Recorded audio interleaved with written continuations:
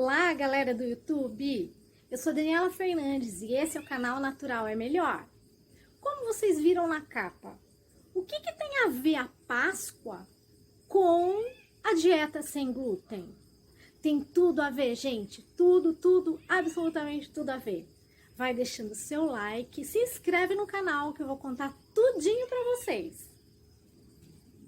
Bom, em primeiro lugar eu quero deixar claro que eu estou falando sobre a Páscoa, mas a Páscoa judaica. O Pessah, em hebraico, traduzido para o português, quer dizer passagem. E a gente vai ter que dar uma pincelada aqui para contextualizar esse tema. Não vou me focar em religião, tá? Realmente eu quero trazer para vocês a curiosidade dessa relação entre Páscoa judaica e dieta sem glúten, que é muito interessante. Mas vamos falar um pouquinho do que está escrito na Bíblia ou na Torá sobre a Páscoa, o Pessah. Vamos entender tudinho. A Páscoa cristã segue o calendário gregoriano e a Páscoa judaica segue o calendário lunar. Então nem sempre, nem todo ano vai bater das duas Páscoas serem na mesma semana, como nesse ano de 2022. Mas tem mais um detalhe: o Pessah, a Páscoa judaica, é comemorada durante 7 dias, 8 dias fora de Israel. Essa é mais uma curiosidade. Mas na verdade, a Páscoa judaica tem a ver com aquela grande história que eu tenho certeza que muita gente já ouviu pelo menos uma vez na vida, que é a abertura do Mar Vermelho. Lembra? Já ouviu essa história alguma vez? Já leu várias vezes sobre isso na Bíblia ou na Torá? O que é no Velho Testamento, né? Na Bíblia Sagrada está no Velho Testamento. Então, gente, olha que coisa interessante. Quando os hebreus eram escravos no Egito, eles foram liderados por Moisés para tentar sair daquela situação. E Moisés sempre ia negociar com o faraó: deixa o nosso povo sair, nós queremos sair dessa escravidão. E o faraó sempre enrolando, até que Deus resolveu enviar as pragas, as 10 pragas no Egito. E aí aconteceu as pragas dos piolhos, dos gafanhotos, das rãs, enfim, várias pragas, para ver se o faraó amolecia o coração e deixava o povo hebreu sair do Egito, rumo à terra prometida. Acontece que o faraó era muito durão e não queria saber de dar liberdade para o povo hebreu.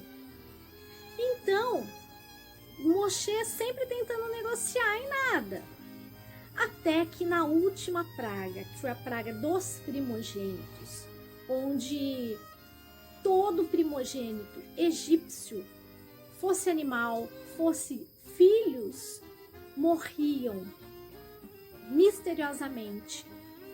E aí o filho do faraó morreu nessa praga. E aí, aparentemente, ele acabou mudando de ideia e pedindo para Moshe: tira esse povo daqui. E Moshe saiu correndo para avisar todos: vambora, que chegou a hora de sair daqui, vamos logo antes que o faraó mude de ideia. E na verdade isso acontece lá na frente, né? Mas tô fazendo uma pincelada aqui bem superficial para vocês, mas vamos continuar.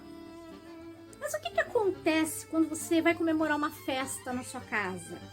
Você se prepara, você deixa a casa em ordem, a roupa em ordem, a comida em ordem, não é isso mesmo? Você faz aquelas comidas típicas dependendo do tema da sua festa.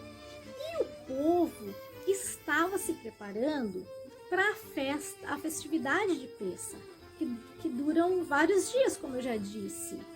Então, eles estavam envolvidos ali, apesar da esperança de uma hora Moisés chegar e falar, vamos embora, é agora, né?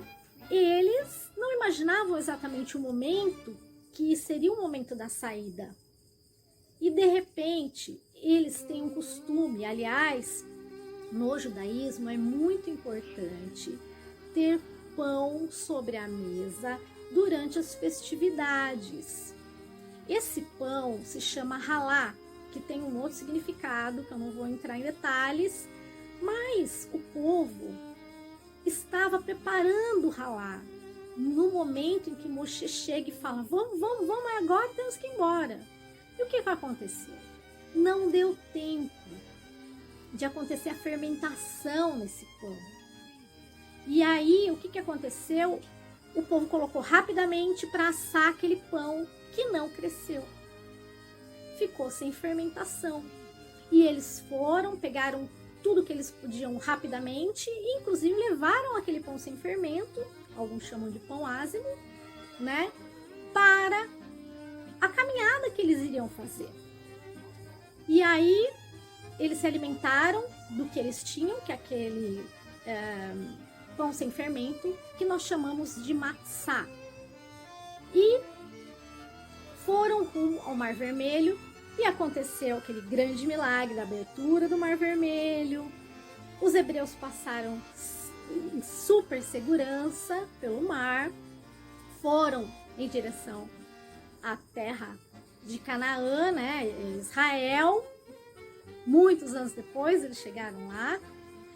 O faraó se arrependeu de ter deixado eles embora, foi atrás e todo o exército do faraó foi engolido pelas águas, né?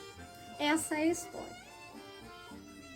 Mas agora vamos voltar para o tema que nos interessa. Qual é a relação da Páscoa com a dieta sem glúten? Aí que está. A partir do momento que eles saíram do Egito, daquela escravidão, olha que interessante, aí que está a tradução da palavra Pessah no hebraico, que quer dizer passagem.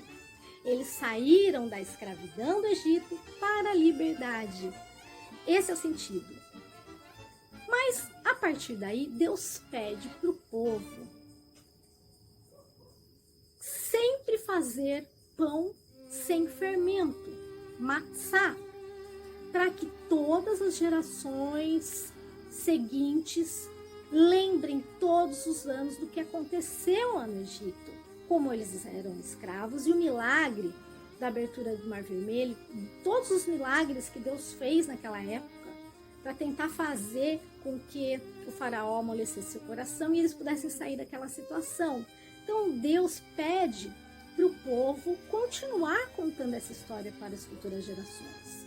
Só que acontece que entra na vida do povo hebreu algumas proibições e restrições a partir daí para ser lembrado durante todos os anos durante o Pessah. E uma delas, além do pão não comerem pão fermentado, comerem o pão ázimo, matzá, que a gente chama, que é praticamente uma bolacha grande. Eu vou em algum momento do vídeo deixar imagens para vocês verem. Não tem sabor, pode ser comido com patê, com chocolate sem glúten. E aí que vai entrar essa explicação, gente. Existe uma proibição de 5 alimentos para não ser comido durante o Pessah.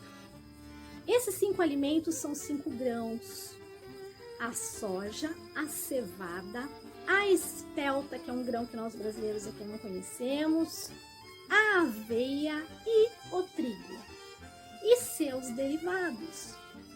Então, os judeus hoje, toda a comunidade judaica, todos os anos, durante esse tempo, não comem nada que tenha glúten. Porque o glúten, o que é?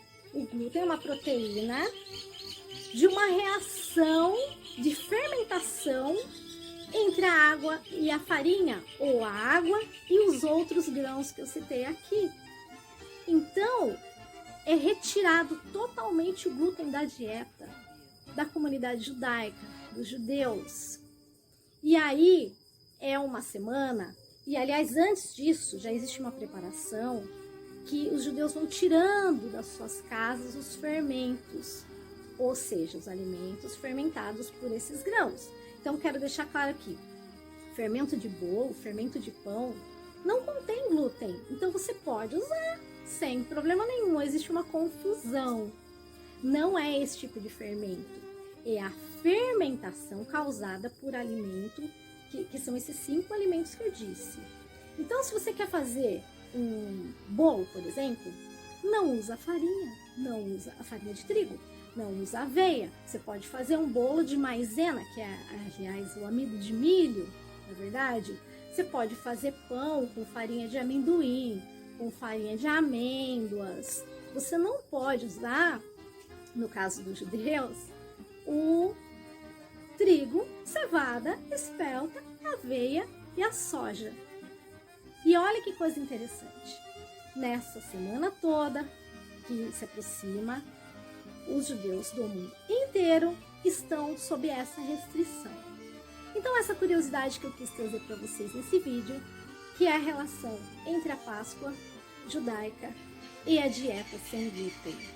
E mais uma coisa interessante, hoje a indústria judaica padronizou um tipo de matzá, né, que vocês vão ver na imagem, para ficar mais fácil, porque, por exemplo, se o judeu quiser fazer um pão na sua casa sem fermento, existe uma regrinha que do momento que você prepara a massa até terminar de assar, esse tempo só pode ser de 18 minutos, para que não tenha nenhum tipo de fermentação nesse pão.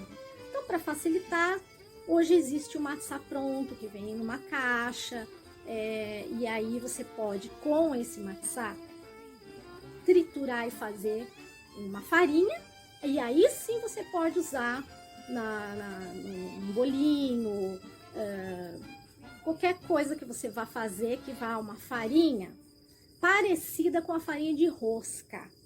Não tem a mesma consistência da farinha de trigo, não, tá? É quase que uma aparência de uma bolacha mesmo, de uma bolacha cream cracker, né? A bolacha abissal. E então essa é mais uma curiosidade. Se você gostou desse vídeo, deixa seu like, se inscreve no canal, faz um comentário o que você achou. Se você gostou desse vídeo, deixa seu like, se inscreve no canal, compartilha com seus amigos, deixa um comentário, me fala o que você achou de tudo isso, dessa curiosidade, dessa relação entre Páscoa e a dieta sem glúten. Um abraço e até o próximo vídeo. Uma boa Páscoa para você!